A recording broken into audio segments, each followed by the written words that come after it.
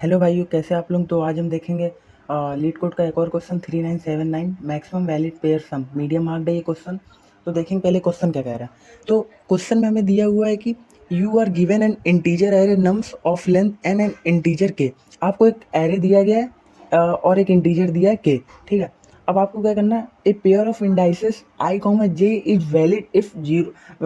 कब कब वैलिड है, मतलब एक पेयर हमें निकालना है नम्स में से एक ऐसा पेयर। मान लो एक ही है, दो एलिमेंट निकालने, उनका पेयर बनाना। और कंडीशन क्या होनी चाहिए उस पेयर की, कि जो आई होना चाहिए। मान लीजिए ये हमारा आई है, ये जे है, I is always less than J होना चाहिए। ठीक है, और क्या, J minus I greater than equal to K. पहली कंडीशन ये होनी चाहिए। दूसरी क्या, J minus I is greater than is equal to K. ठीक है, दूसरी कंडीशन हमारी ये होनी चाहिए। अब इसके बाद क्या बोला, return the maximum value of nums of I plus nums of J among all valid pair.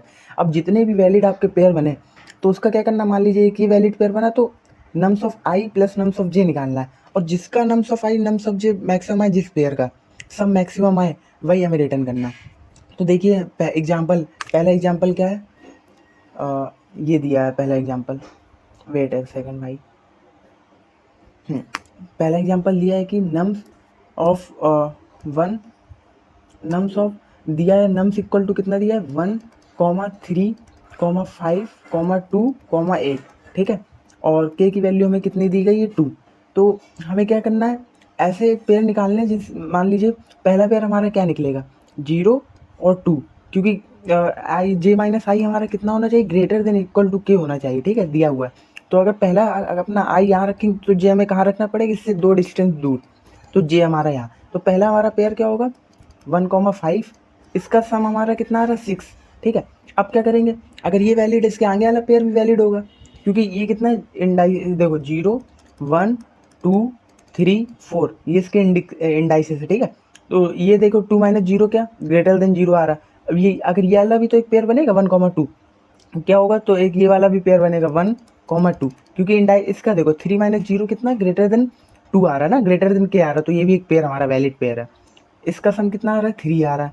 इसके बाद एक हमारा पेयर क्या बनेगा, 1,8। ठीक है, इसका सम कितना आ रहा है, 9 आ रहा है। ठीक है, अब हमारा आई, अगर हमारा आई ये है तो उसके लिए पूरा हमने वैलिड पेयर निकाली। इसके बाद हमने आई को अपने बढ़ाया। ठीक है, अभी मैं हमारा आई यहाँ पे, तो हमारा वैलिड पेयर कहाँ से स्टार्ट होगा, कि दो पोजीशन आगे से। तो दूसरी तो दो पोजीशन हम आगे जब बढ़ेंगे तो हमारा ये आया। तो फिर हमारा क्या बनेगा, एक बनेगा 3,2, ये कितना आया, 5 आया। और एक हमारा क्या बनेगा, 3,8, इसका सम कितना आया, 11 आया। ठीक है, और एक अब इसके बाद इस वाले आई के लिए हमारे पूरे पेयर हो गए ना, वैलिड पेयर। अब हमने आई को अपने आगे बढ़ाया, आई को हमने आगे बढ़ाया तो कितना आया, 5।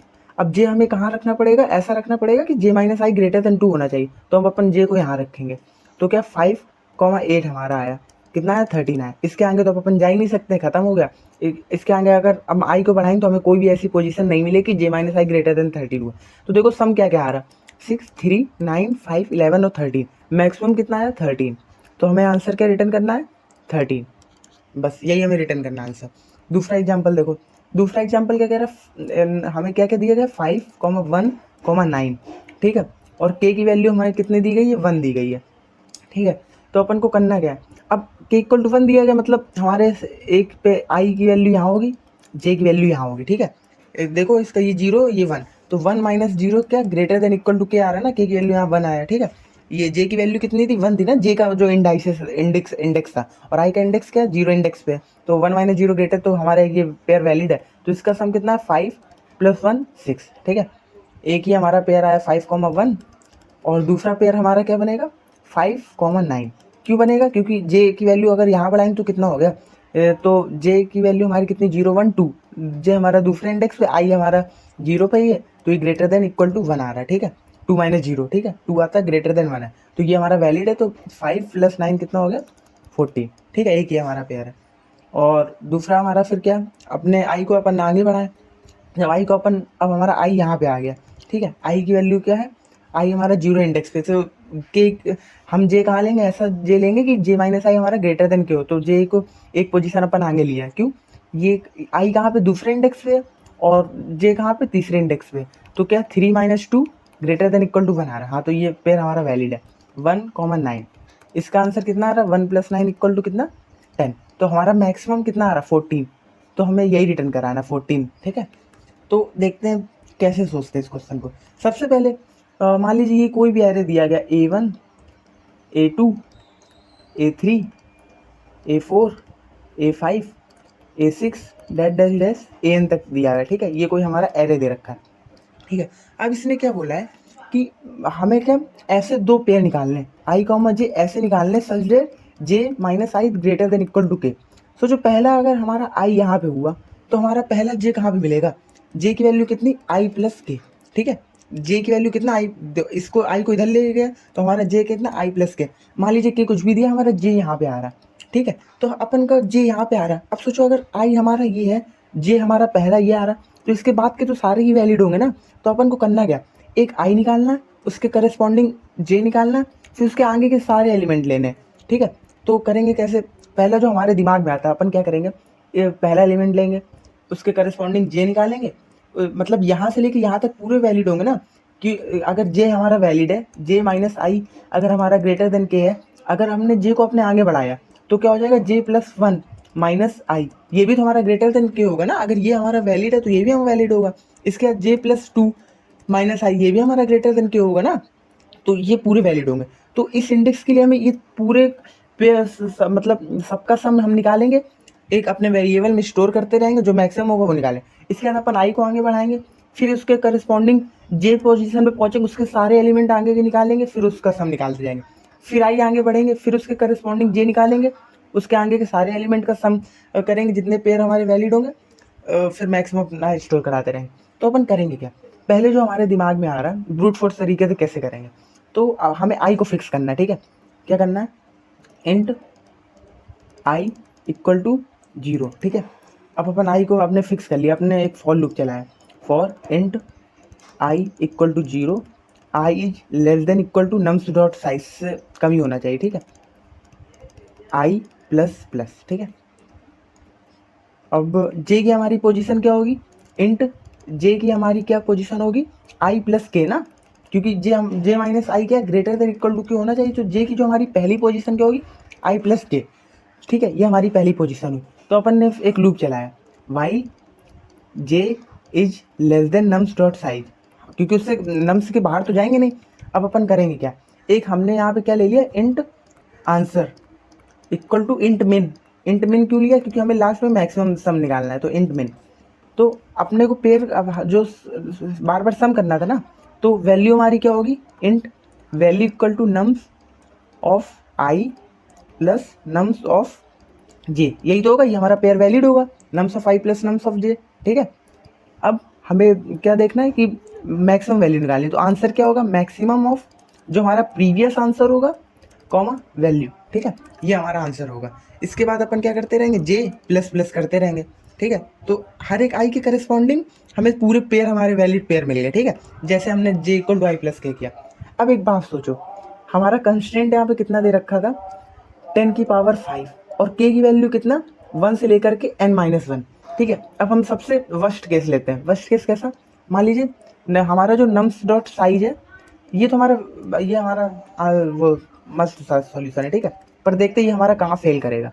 ये नम्स डॉट साइज क्या है हमारा, 10⁵, ठीक है।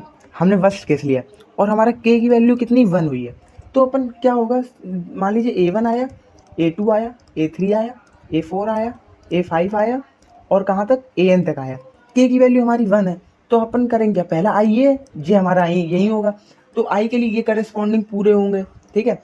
फिर आई की वैल्यू 1 + 1 किया, फिर ये पूरे होंगे। तो ये देखिए हो क्या रहा है, हर एक आई के लिए हमें पूरे उसके आगे के स्ट्रेट करने पड़ रहा है। तो ये हमारा कितना ऑर्डर ऑफ n स्क्वायर में जा रहा है ये सॉल्यूशन ना, ऑर्डर ऑफ n स्क्वायर में ही तो जा रहा है ना, दो फॉर लूप हमारे चलेंगे ना, तो ऑर्डर ऑफ n स्क्वायर में जा रहा है। और 10⁵ इंटू 10⁵, ये बहुत बड़े टाइम कॉम्प्लेक्सिटी इसकी बहुत ज़्यादा होगी, तो ये तो एक्सेप्ट नहीं होगा। तब इसका ऑप्टिमल अप्रोच क्या है, देखते हैं इसकी ऑप्टिमल अप्रोच, ठीक है। इसकी ऑप्टिमल अप्रोच, एक सेकेंड भाई, ठीक है। तो देखते क्या कहता है। अब देखिए हमें क्या दिया गया था, A1 A2 A3 dash dash dash AN तक दिया गया था। अब मैं बोल कह रहा हूँ आपसे, मैंने क्या बोला कि एक हमारा अगर आई यहाँ पे है और जे मान लीजिए हमारा यहाँ पे है, तो हमें करना क्या है, पहला हमने जे को अपने फिक्स किया, इसके बाद यहाँ से यहाँ तक के हमने सारे एलिमेंट को आई के साथ ये वाले एलिमेंट और इसके साथ सम करके देखना कौन सा हमारा मैक्सिमम आ रहा है। इसके बाद अपन ने पता है क्या किया, अब सोचो अगर हमने आई की वैल्यू आगे बढ़ाई तो हमारा जे क्या एक ही पोजीशन तो आगे बढ़ेगा ना, इस क्योंकि ऐसे देखो ना, मान लीजिए ऐसा इंडेक्स दिया था, इंडेक्सिंग हमारी ऐसी 0 1 2 3 4 5 6 7। अब मान लीजिए हमारा के की वैल्यू कितनी दे रखी थी 2, तो अगर हम पहला अगर देखें एक इंडेक्स हमारा ये वैलिड, ये दोनों पेयर वैलिड होंगे ना, क्योंकि 2 - 0 ग्रेटर देन 2। अब सोचो इसके आगे के तो सारे वैलिड होंगे इस आई के करस्पॉन्डिंग, पर सोचो हमने जैसे ही अपना आई आगे बढ़ाया, इसके बाद जे को भी हमें एक पोजीशन तो आगे बढ़ाना ही होगा, तभी हमारा वैलिड स्टार्ट होगा, क्योंकि आई की वैल्यू बढ़ाया तो जे की जस्ट हमें एक जहाँ पहले रखा तो उसके बाद में ही रखना पड़ेगा, और इसके बाद के सारे वैलिड होंगे।